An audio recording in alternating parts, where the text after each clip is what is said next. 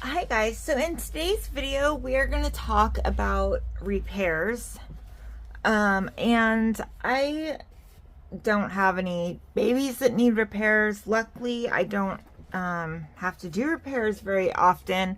I'll tell you a few things you could do to help prevent having to do repairs, but I have these test parts. This is this crazy test head. You guys have seen it many times.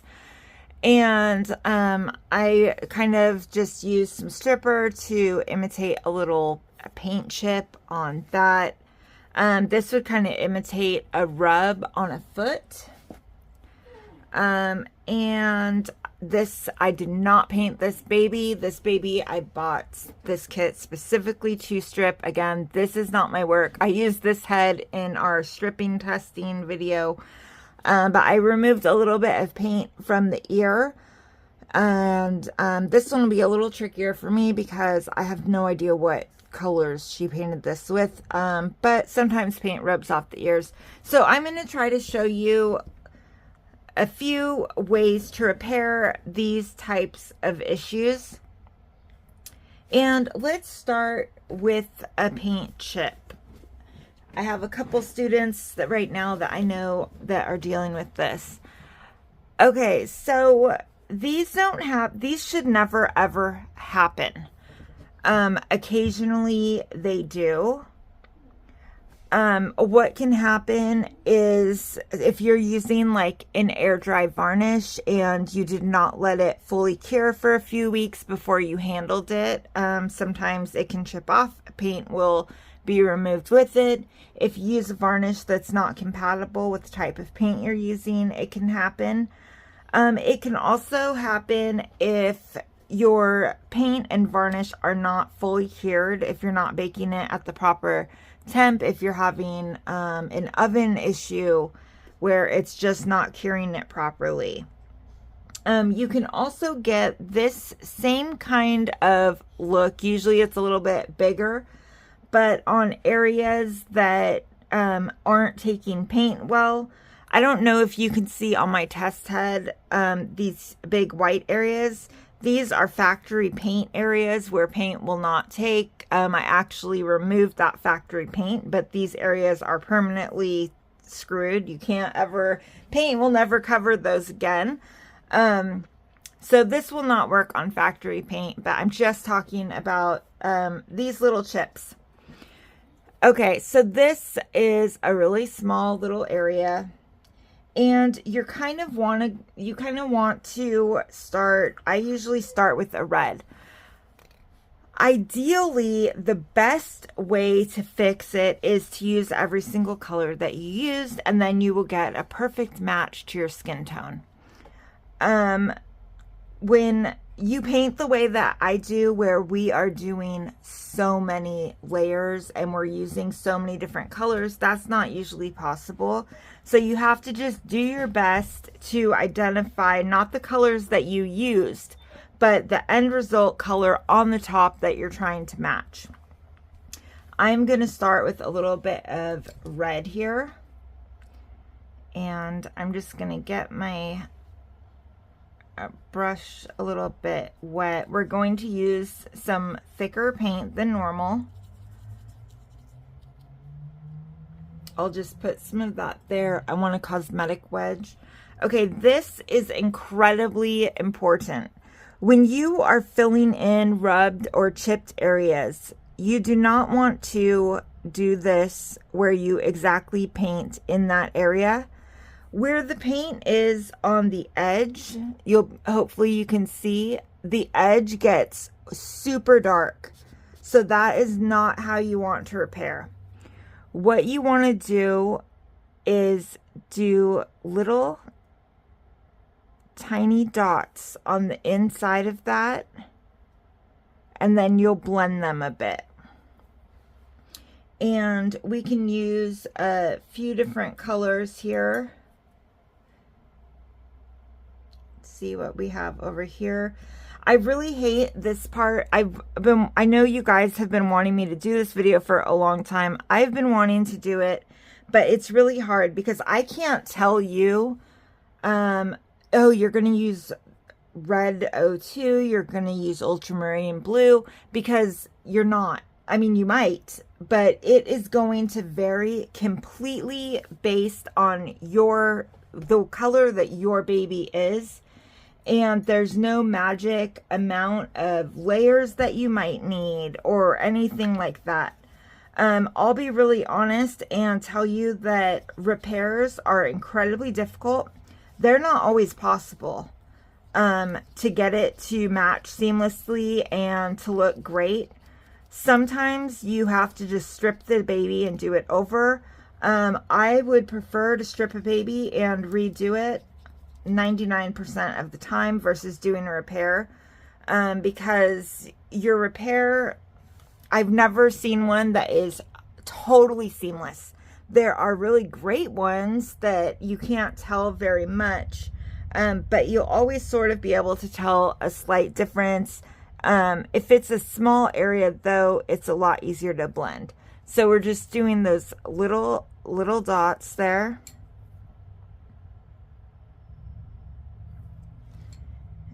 And I just want to kind of barely pounce that just to blend it a little bit. And we're just doing several. And at this point, I would take my heat gun. You can bake it if you don't have a heat gun, but I would really recommend just blasting your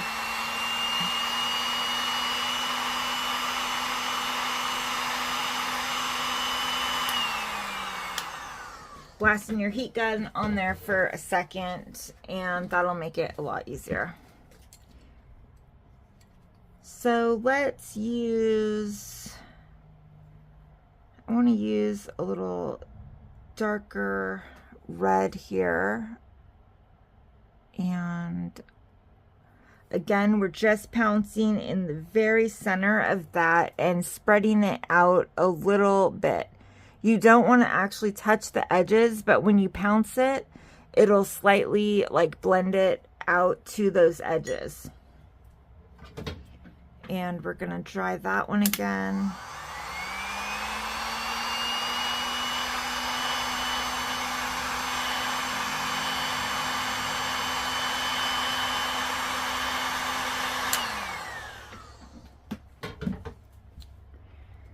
So you can see that's already kind of going in to the background a little bit. What I would recommend next is to do a model on the area.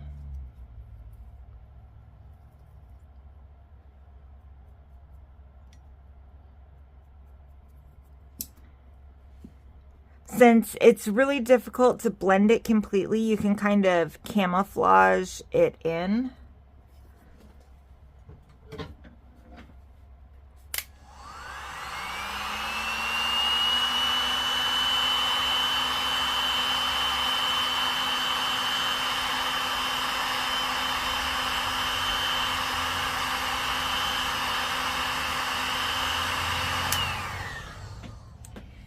And you really don't, when you model, you want to try to avoid modeling on that area.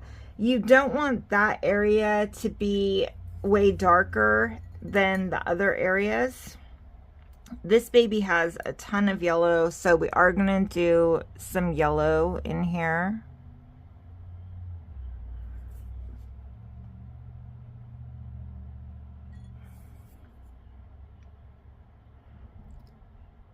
And we're just going to kind of paint outside there.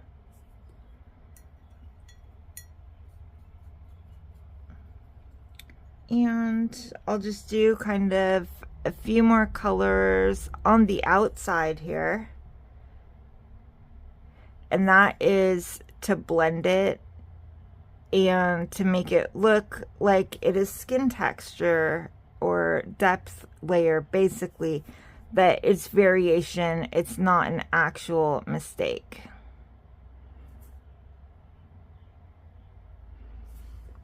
All right, let me dry this and then I'm going to show you guys it up close.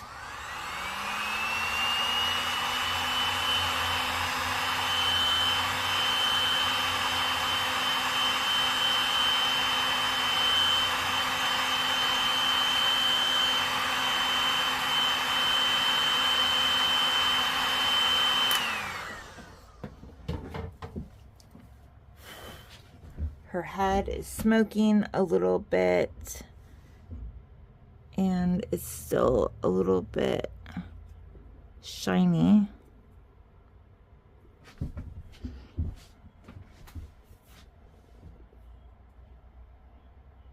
Oh, I might have just melted it. Actually, my heat gun was way too close. Damn it.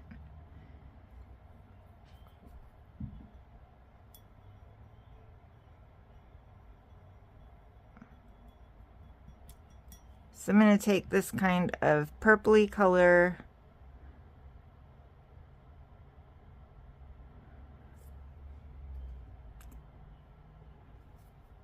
And if your paint chip was in this spot right here where this is, you probably wouldn't honestly worry about it because you're going to cover it with hair.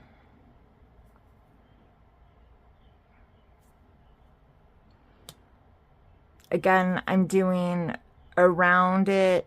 The actual paint chip looks all right to me. I can't really see it anymore.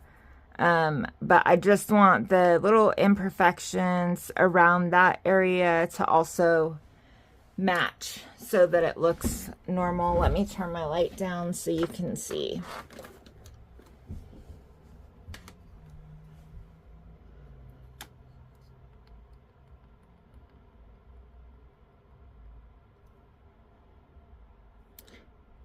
So I've darkened that whole area. The actual paint chip was right here. And you really can't see it anymore. There's some areas like right here now that look lighter because I've done this whole area. So I might do, you know, a little more on that part, blend it out into the face. Maybe a little more kind of model around just to blend everything in well. But the actual paint chip is hidden. So again, the most important things are you don't paint the actual full outline or inside of a paint chip. You really want to make sure that you are putting those little tiny dots so that you don't have a dark ring around your repair. So when you have one like this on the foot, these are so much more challenging. If this happened when I had just finished a baby before I sold it, I would attempt to repair it, but in all likelihood, realistically, I would probably redo it. I would just be worried it wasn't going to match. I would be worried, since I didn't do it in all of the same exact thin layers, that it wouldn't hold up as well. Things that you can do to prevent paint rubs. So paint rubs are going to happen if the baby wears socks, if it's handled frequently, if it's laying there with its foot on things and you're picking up and it's rubbing against. Things you can do to help avoid it are you can make sure that you are using a really high quality varnish that's a professional grade varnish. Stay away from like folk art or, you know, like craft grade brands. You want to use a professional grade brand. You want to do multiple layers of varnish on potential problem areas like feet, fingers, and toes. The sides of the hand here are an area that rub easily. So like prevention is the absolute best thing that you can do. If you have sold a baby already and suddenly the customer has paint rubs, obviously you're going to have to try to fix it. I mean, you don't have to, but it's the right thing to do. And you'll also want to counsel them about properly caring for a reborn to prevent paint rubs, doing a maintenance varnish layer every year, things like that that will prevent these issues. I say it on my reborn care instructions, like I would always rather help you prevent an issue than try to fix one. So everything you can do for prevention is going to help you. I do find blushed areas a little bit easier to repair than regular skin. Even like me, where I build up my blush, I'm usually only doing certain blushing colors that are kind of my norm, so they'll be a lot easier to match. So here you can see I'm doing the same exact thing as we did on the chip. I'm doing dots of blush. I want to carry a tiny bit over that line. And then we're going to pounce and blend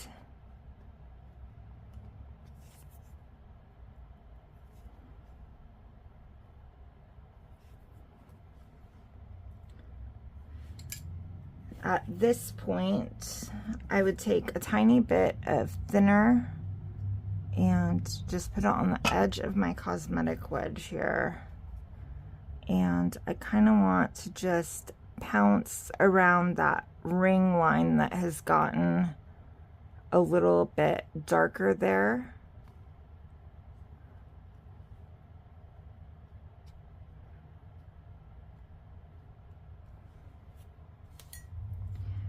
Really, the most difficult part of repairs is blending. And then the second one is colors. Like I told you, I can't tell you what colors to use. Repairs are advanced reborning. Absolutely. You need to have the skills to look at your baby and know what colors are going to match that area most. If you don't feel confident doing a repair for a customer, it's so important to be honest with that customer. You can make it a million times worse trying to repair it than if you were to just say, I'm so sorry. You know, I'm not able to repair that. I think it would make it worse. I have seen some really horrendous repairs, like people attempting repairs on things that really were not repairable, that they really should have probably just stripped and done over. Everybody hates stripping. I hate stripping. I hate starting over. I just had to start over a contest baby that I spent 5 months on. I had to buy, 5 weeks on. I had to buy a new sculpt and start over. Some issues cannot be fixed. I just can't stress that enough. All right. So I think I have a fairly good match here.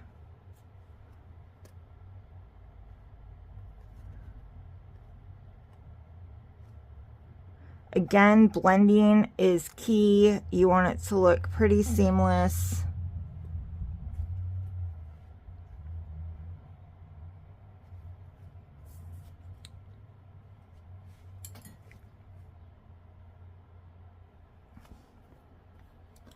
If this was the foot that I was doing, after I did that repair, we'll say this is the foot right here.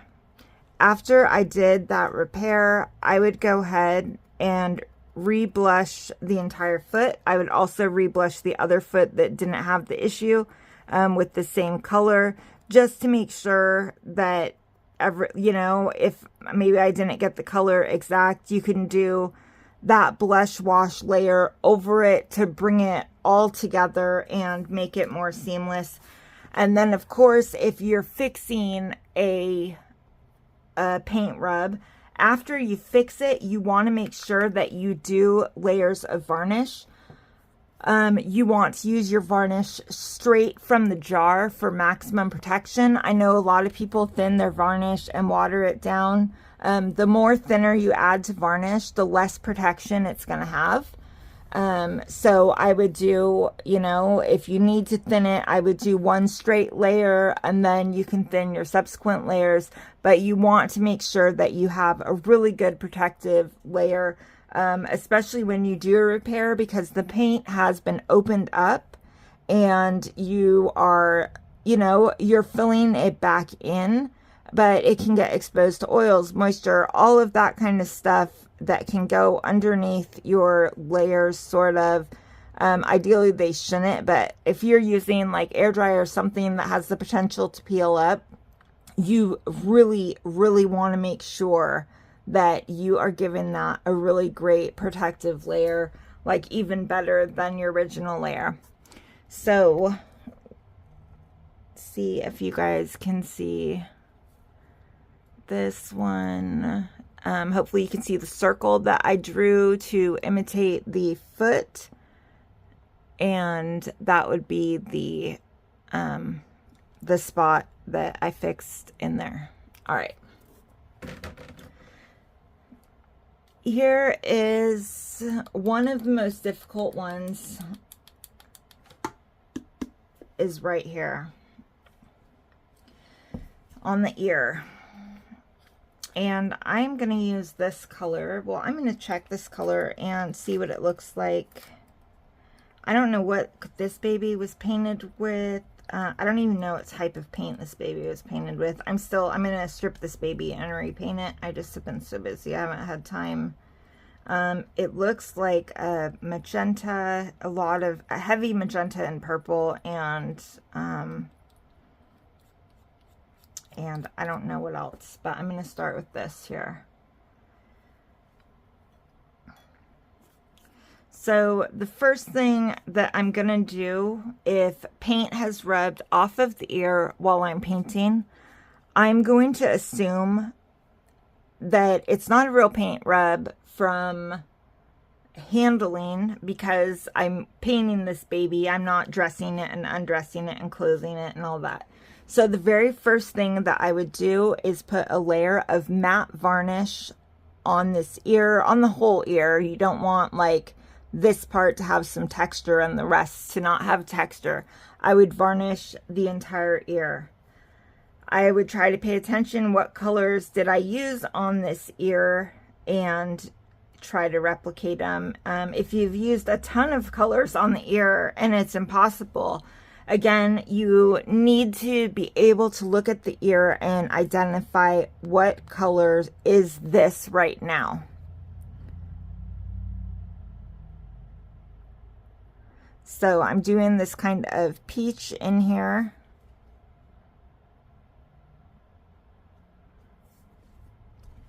And I really need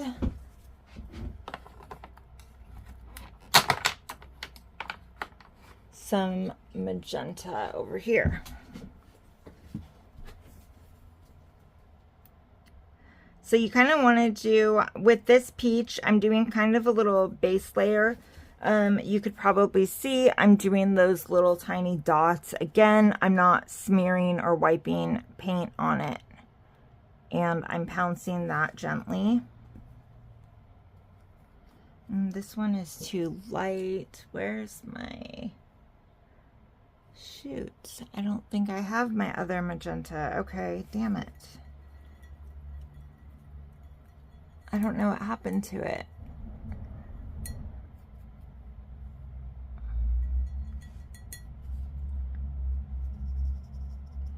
Oh, I forgot how crazy this is. How crazy strong.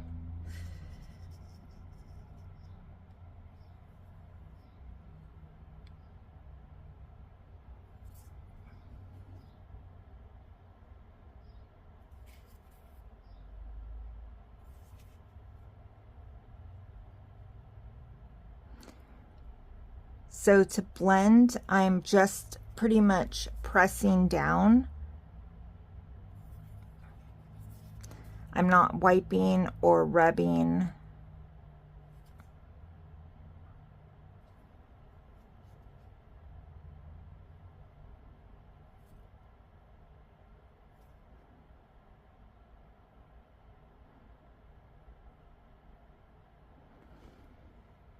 And I just need to dry this really quickly.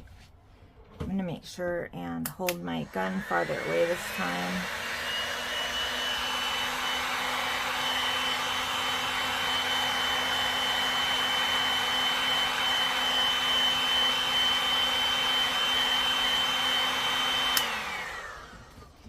This is a very, very expensive kit. I don't know why in the world, like what possessed me to grab this kit to test. more things on. I just figured I'm gonna have to strip her already, but I do not want to burn this kit, that is for sure. This is Josephine, or Genevieve, or is it Josephine, by Cassie Brace. She's like super long sold out. I've wanted to paint her forever, and I bought her twin for way too much money, and eventually I'm gonna paint them both together as twins. All right.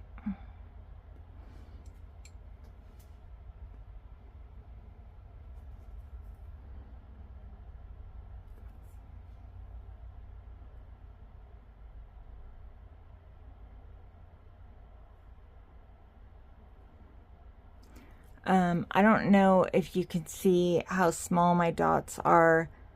I know I'm doing this pretty quickly, kind of just to demonstrate. If I was actually repairing this for a customer, this would take me like all day long. Like, I would be being so careful. I'm kind of just more trying to show you guys the technique a little bit. All right, so let's see if you guys can see that ear. The paint is back on. Magenta was a good call. It was 100% magenta. I don't know if you can really see right here where I smeared the paint off. But so at this point I would bake. I would put a thin layer of varnish on it. And then I would do just like I did with the foot area in this circle that, you know, this big circle that I drew. I would do another blush layer on the ear over everything to bring that together. All right, you guys, I think that's it for this video. I was really struggling to make this video because I know a lot of times people really want like a paint by numbers, like, you know, if you have a paint rub, use 1 layer of red with 10 drops of thinner and this and that. Like I said, repairs are very advanced reborning techniques, and every single repair you do is going to be different. You're going to use different colors. You're going to do a different amount of layers. You're going to do different patterns. It's really going to vary. I hope that you don't get too experienced doing repairs. I hope that you can prevent repairs and that you never have to do them, unless you want to go into repairing other people's babies. But I hope that you never have to repair your own. All right, you guys, I will see you in the next one.